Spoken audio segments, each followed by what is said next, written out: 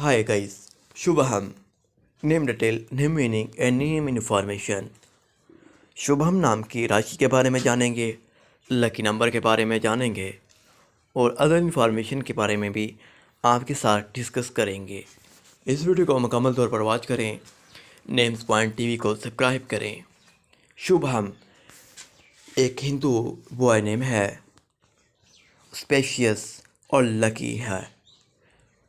अगर हम शुभम एक इंडियन नाम होता है, मोस्ट बच्चों के लिए रखे जाने वाला नाम होता है।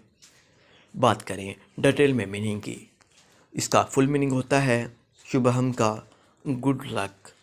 हिंदी मीनिंग का होता है शुभ का होता है हिंदी मीनिंग की। स्क्रिप्ट की बात करें तो जेंडर बॉय होता है, ओरिजिन हिंदी है और रिलीजन हिंदू होता है। सूटेबल की बात करें तो बॉयज़, मेल्स एंड गाइज के लिए अट्रैक्टिव नाम होता है। It is a common name, यानी कि आम सा नाम है। शॉर्ट नेम नहीं है, नॉट वेरी शॉर्ट।